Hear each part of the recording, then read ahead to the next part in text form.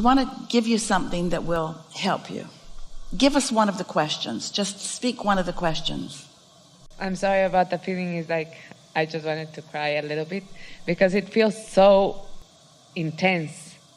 Before you do that, let us soften it just a little bit by saying to you that when you have a question to which you don't feel like you have an answer, softly ask yourself, why do I want to know this right now?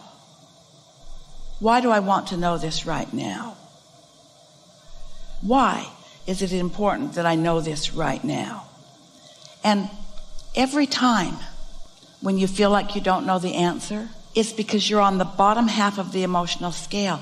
I feel like I need to know the answer right now because I'll be in trouble if I don't. Or I feel like I need this answer because I'm running out of time. Or I feel like I need this answer. It's always when you feel like you don't know the answer, it's because you're coming from an emotion that has you trending in opposition to the answer. Did that just ring a big bell for you? Yes. If you ever are asking for something that you don't know the answer to, it's because you're trending on the bottom half of the scale where answers are not. That's where the questions are. So then my question is, I'm with a person right now, and then I feel like we are for each other, but then we have different points of view and different times of where we can get together. Like, for example, I feel like we should get married and we should have children, and he feels like, yes, someday, not now. So then I feel like our ways are going apart. Well, your ways are not going apart, but you are each going apart from your inner being, because you're both on the lower half of the scale. He says not now, from the lower half of the scale. You say now, from the lower half of the scale. So you're both using your opposition to each other, and you're on the lower half of the scale. And the reason it feels like you're going apart is because you're going apart from your own inner beings on that subject. Does that make sense to you? Okay, so then what we should do, or like what I should do is... So let's ask that question. Why do I need the answer to this now? Why do I need to get married now? Why do I need or want to have children now? This is a conception that we have in our country. It's that I don't want to have any problems having a child. Lower half of the scale. Yes, I know it comes from there. So cut it out. And how do I do it? Should I meditate? Should I? Just ask yourself, why do I need to know that now? Am I wanting to have children for the thrill of it? Or is it a responsibility? Am I fulfilling earthly expectations? Am I fulfilling cultural expectations? Yeah, I'm fulfilling cultural expectations. But your inner being knows something very different from that. And why do you think your boyfriend doesn't feel those same things? Because he wants to be more financially established. He wants to have more of the fun that the two of you have together. Also from the lower half of the scale, don't want to give up my freedom quite yet. Don't want to be a struggling couple. Don't want to have children and live in poverty. In other words, lower half of the scale for both of you. No wonder neither one of you feel good. And each of you are mistakenly believing that it's your opposition to the idea of how to go about life that is the reason for the negative emotion, when it is that each of you are using whatever your decision is in opposition to the other as your reason to not be in harmony with your own inner being. Is this helpful? That's why if you were to be able to stop and say, why does this matter to me right now? And then you say, oh man, lower half, lower half, lower half. No wonder this feels off to me. And you don't have to confront your partner, but in your own mind you can think about it. Well, lower half, lower half, lower half. And then do your best to trend toward what you want. Begin to say things, feel things first, find them first, but you'll find yourself trending, and you'll begin saying things like, Ooh, life is exciting and it's so fun for us to feel our way together.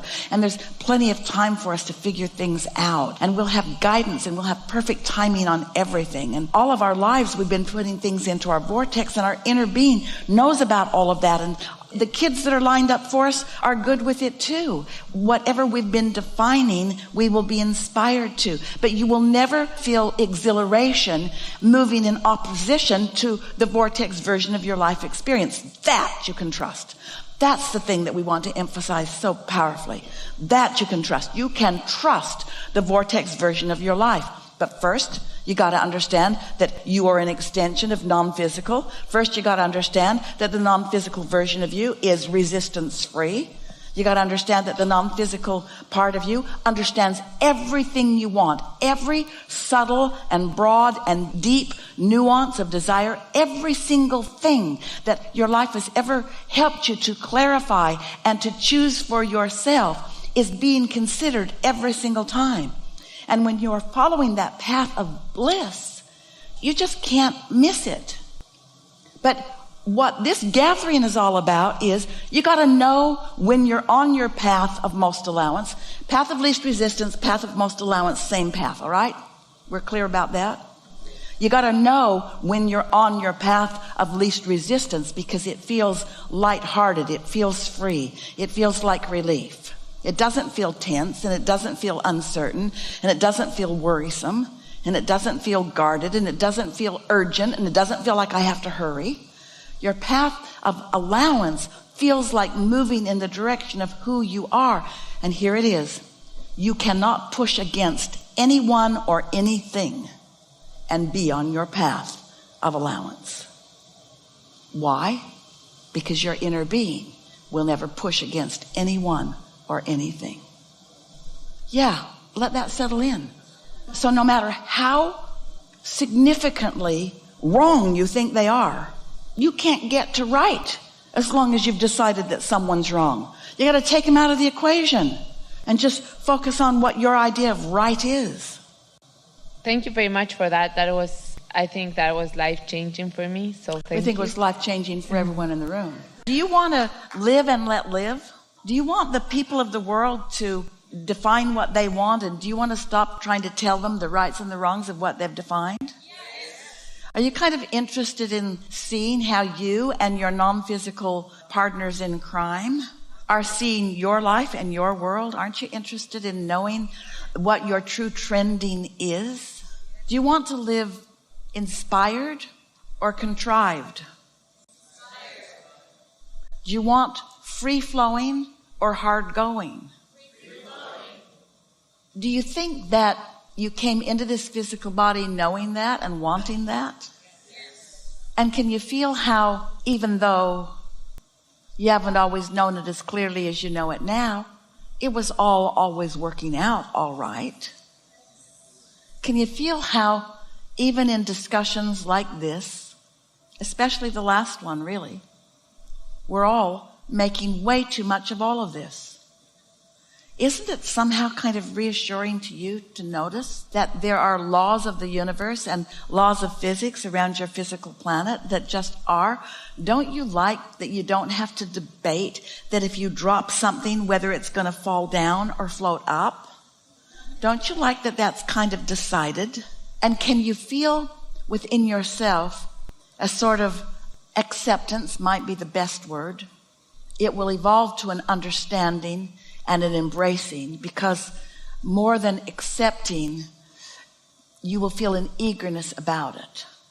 Are you starting to get the sense that you really can't get it wrong? And if that's true of you, that you really can't get it wrong, then must it not be true of everyone else as well? And doesn't that render so many of the thoughts that you've been thinking, especially lately, sort of irrelevant to the cause of living happily ever after? Don't you sort of feel more right now than you've felt maybe ever or in a long time? That the world doesn't need fixing. It isn't broken. It's diverse. And there's a lot about it that maybe you don't want to live, but you don't have to live the part that you don't want to live, because the law of attraction will not bring you the part that you're not making active in your vibration. And so can't you feel that what you really want to focus on is the letting go of the pushing against and the embracing of the natural flow, which means, do you trust your natural flow? Do you believe that you came forth from good? Do you understand that you are good? And do you feel sort of kind of maybe a little bit worthy and ready and eager? Don't you want to dance with the non-physicals who know for sure who you are? Yes. We've all been watching you. We know who you are. We know who you are and what you want and what you're about and why you're here. And it's supposed to be fun. It's not supposed to be hard. It's supposed to feel good. It's not supposed to feel bad, not for any period of time. You are not born to suffer. You are here to revel in life. And you really want to revel in life because you are eternal livers of life. Don't you think it's a good idea to start reveling in life? And you know, what's really the most interesting thing about so many of our non-physical friends, beings, is that you sort of try to fix this a little bit by deciding that you might just go ahead and suffer and struggle, because after all, everybody else is, and you don't want to be weird. And that you'll wait for your reward in heaven, or you'll wait for your relief in heaven. And you know the part that you really don't understand, that when you do understand it, could change all of that for you? All that is non-physical is forward looking with you into the physical. There isn't something else. What we're saying to you is the only time to give up the struggle is in the struggle. Because otherwise there's no struggle. There's no struggle in the non-physical. The time to give up the struggle is when you're struggling. So why don't you? Why don't you give up the struggle when you're struggling? What is it that you're holding on for?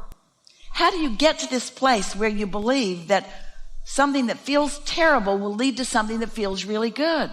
As long as it feels terrible, it's trending to feeling terrible. You got to give up the struggle of the terrible, and immediately your cork will float. So it's making a little bit of sense. Be playful and be nice to each other, and mostly to yourself. And have as much fun as you can have.